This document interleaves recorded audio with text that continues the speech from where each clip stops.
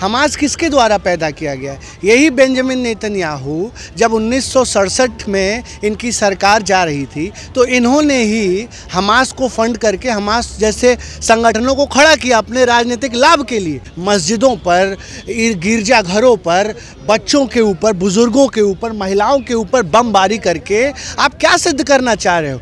आप हैवानियत कर रहे हो, आप इंसानियत की हत्या कर रहे हो। और बेंजामिन नेतन्याहू ये सारा काम सिर्फ और सिर्फ अपनी कुर्सी बचाने के लिए कर रहा है। किसी का खानदान बमबारी में ख़त्म हो जा रहा है, किसी के हाथ पैर ख़त्म हो जा रहे हैं। महिलाएं 50,000 ऐसी महिलाएं हैं फ़िलिस्तीन में जो गर्भवती हैं, जो बच्चों को जन्म देने वाली हैं।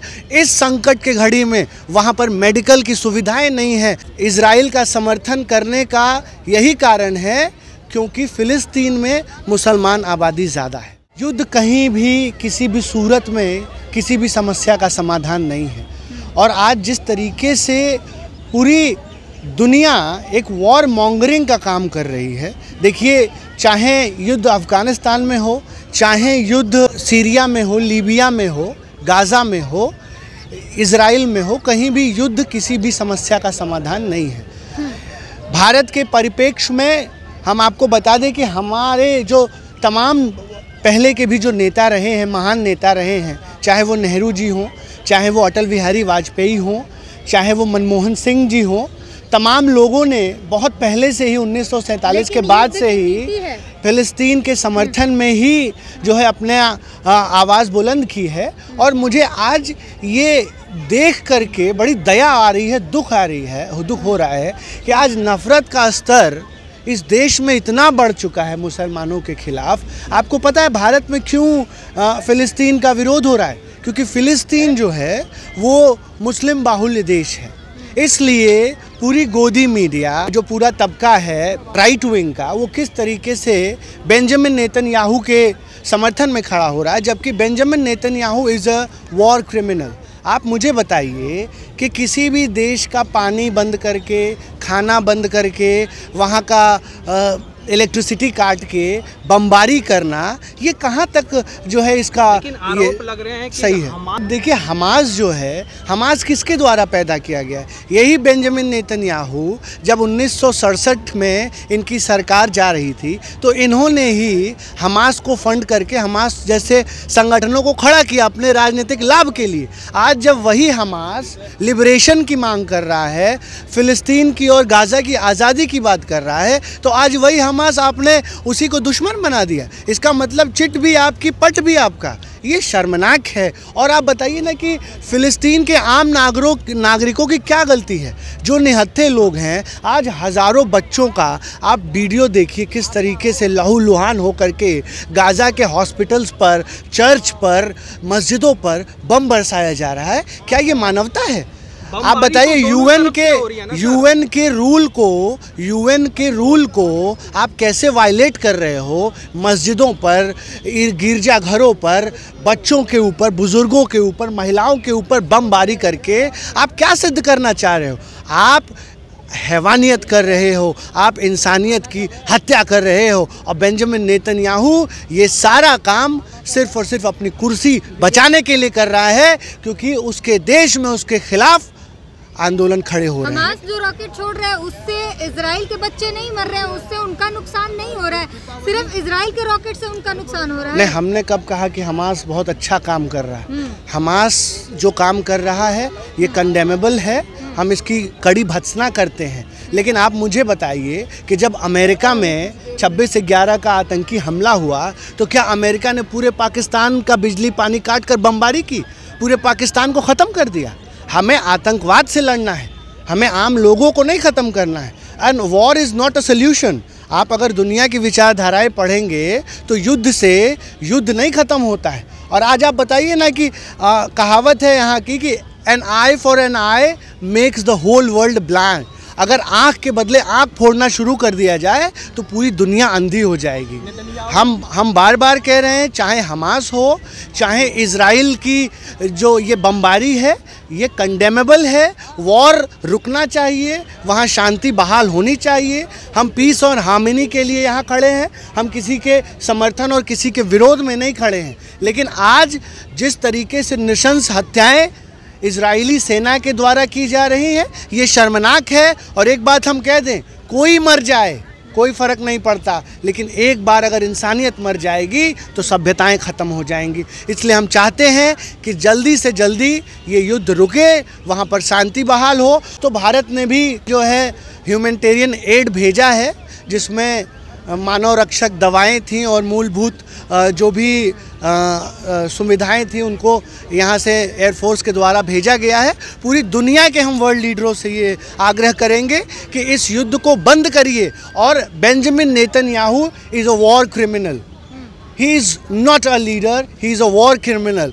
And the massacre, the genocide which is being done in Gaza is condemnable. वो किसी भी सूरत में उसकी जो है समर्थन हम नहीं कर सकते हैं। आप देखिए ना कि मासूम बच्चे रो रहे हैं, किसी का ख़ानदान बमबारी में ख़त्म हो जा रहा है, किसी के हाथ पैर ख़त्म हो जा रहे हैं। महिलाएं 50,000 ऐसी महिलाएं हैं फ़िलिस्तीन में जो गर्भवती हैं, जो बच्चों को जन्म देने वाली हैं। इस संकट के घड़ी में वहाँ पर मेडिकल की सुविधाएं नहीं हैं। आज किस तरीके से मानवता शर्मसार हो रही है, किस तरीके से 1000 से ज़्यादा बच्चों के ऊपर बमबारी की गई है, जिनकी लाशें आज आप पूरे सोशल मीडिया पे देख सकते हैं। ये शर्मनाक है, ये मानवता के खिलाफ है। लेकिन फिलिस्तीन का जो रवैया देखने को मिला, महिलाओं को अगवा करके महिलाओं के साथ जो बर्बरता देखने को मिली, उस पर आप क्या कहेंगे? देखिए, हम तो बार बार कह रहे हैं, चाहे महिलाएं हों, बच्चे हों, बुजुर्ग हों, आज पूरी दुनिया में जिस तरीके से एक इस्लामोफोबिक माहौल बनाया जा रहा है, मुसलमानों के खिलाफ माहौल बनाया जा रहा है, और सिर्फ अपनी राजनीतिक रोटी सेकने के लिए। आप बताइए ना, मुसलमान क्या कोई कोई बाहर दुनिया से आया? क्या उसके सींग लगे हुए? वो भी आम नागरिक है। और जब सरकारें, चाहे वो अमेरिका हो, चाहे जितना भी आप देखेंगे वेस्ट जो है, वो वेस्ट इस्लामोफोबिक है, मुसलमान विरोधी है। आप इस संकीर्ण मानसिकता से निकलना होगा। और आज जो लोग इजराइल का समर्थन कर रहे हैं, मैं समझता हूं कि उनके भी घरों में बच्चे हैं, महिलाएं हैं, बुजुर्ग हैं। आज इस हिंसा की घड़ी में आपको पीड़ित के साथ खड़ा होना चाहिए, शोषित के साथ खड़ा होना चाहिए, न कि एक तानाशाह के साथ खड़ा होना चाहिए जो अपने सत्ता के हवस में आज जो है मासूम लोगों की, बच्चों की जान ले रहा है। जो कट्टरपंथी हैं, ये हम तो पूछ रहे हैं कि क्या ये अपनी महिलाओं और बच्चों को भेजेंगे इजराइल के साथ लड़ने के लिए? भेजेंगे वॉर में? कोई भेजेगा हिंदूवादी संगठन का आदमी? आप बताइए ना। ये सुनिए,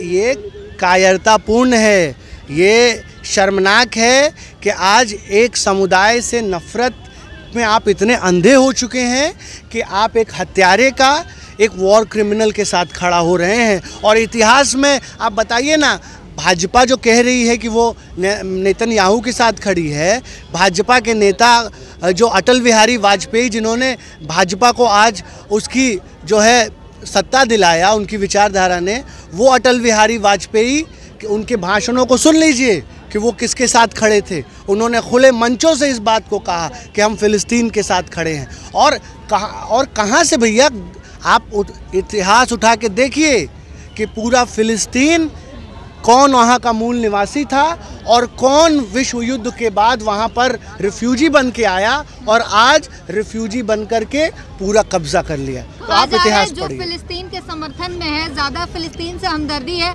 फ़िलिस्तीन चले जाइए, जाकर वहाँ से इजराइल के लिए लड़िए, यहाँ से मत बोलिए। देखिए, बात ये है कि आज इस देश में एक ऐसी सरकार है जो नफ़रत की राजनीति करती है, जिसको सिर्फ यही मतलब है कि किसी भी मुद्दे पर हिंदू मुसलमान कैसे कर दिया जाए। सिर्फ और सिर्फ इजराइल का समर्थन करने का यही कारण है क्योंकि फ़िलिस्तीन में मुसलमान आबादी ज़्यादा है और इस देश में जो माहौल बनाया जा रहा है उस हिसाब से देता देता है लड़ने के लिए? देखिए, भारत को हथियार देता है, भारत को हथियार नहीं चाहिए।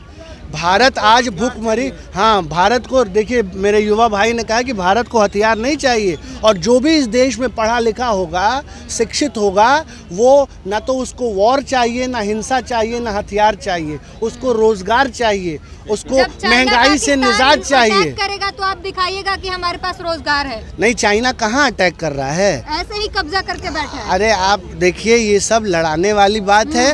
पहले अंग्रेज करते थे फूट डालो राज करो, और अब उनके मुखबिर जो आज सत्ता में है वो करते हैं। ये जो युवा है, इधर आइए, ये कह रहे हैं कि इनको रोजगार चाहिए, इनको बम गोला बारूद से पेट नहीं भरता है। अगर चाइना कब्जा कर रहा है तो हमारे मोदी के जो 56 इंच का सीना है उसको क्यों नहीं आगे उसको रोक ले रहे हैं? पाकिस्तान पे तो हर एक मुख्यमंत्री छोटा से छोटा आगे उनका पार्षद भी बयान दे देता है कि हम देश को उड़ा देंगे, हमारे पास ये बम है वो बम है। तो चाइना के लोग क्यों नहीं आगे आ रहे हैं वो? और इतने हजारों लाखों युवा आजकल दर बदर भटक रहे हैं। चाइना को मारा नहीं, गलवान में कैसी बात कर रहे हो? क्या गलवान घाटी में अभी भूल गए कि अभी कितने दिन हुए हैं? और इस तरह से आप बात करो। अरे भैया बताइए, इस तरह से हमारे जवान भी शहीद नहीं हुए हैं क्या? नहीं, चाइना में 20 जवान लड़ाई होंगे आज गाजा। आप समझिए बम और युद्ध से इतर कितना अच्छा हिंदुस्तान के इस युवा ने बात कही कि इस देश का युवा या दुनिया में जो मानववादी लोग हैं, जो मानवता और इंसानियत को मानते हैं, वो लोग कभी भी युद्ध को जो है एंडोर्स नहीं करेंगे, और युद्ध किसी भी स्थिति में समाधान नहीं है।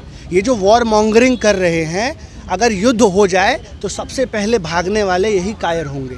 तो हम आपसे कह रहे हैं, बातचीत से समाधान होगा। और आज आप देखिए ना, पूरा यूक्रेन और रशिया, आज क्या हो रहा है? रशिया के मासूम लोग मर रहे हैं, यूक्रेन के लोग मर रहे हैं, और उसमें जो अमेरिका है, जो आग लगाने वाला है, वो अपने हथियार बेच रहा है। और युद्ध से लाभ किसको हो रहा है? आपको हो रहा है, हमको हो रहा है? नहीं साहब, इस महाशक्ति को, जो तथाकथित दुनिया की सबसे बड़ी पावर बन रहा है, उसको लाभ हो रहा है, उसको हथियार बिक रहा है। उसका अमेरिका का हथियार बिक रहा है। जितना युद्ध होगा उतना अमेरिका का हथियार बिकेगा, उतना ही जो है लोग बटेंगे, और अमेरिका राज करेगा, अपनी शक्ति को रिस्टोर करेगा। कुछ मीडिया वाले बोल रहे हैं कि जो यहूदी है वो यदुवंशी है और हमें यदुवंशियों का साथ देना चाहिए। देखिए, तथाकथित गोदी मीडिया के मानसिक दिवालिया हो चुके पत्रकारों की बात नहीं की जाए तो ठीक है।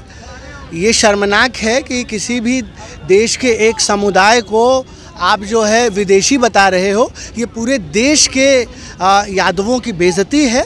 जो भी व्यक्ति ये कह रहा है उसके खिलाफ जो है मुकदमा होना चाहिए, क्योंकि आप इस देश का जो यदुवंशी है, वो इस देश का हम रहनुमा है, इस देश का हम कह सकते हैं कि राष्ट्रवादी है। उसके खिलाफ इस तरीके की घटिया बयानबाजी शर्मनाक है। हम इसकी भर्त्सना करते हैं।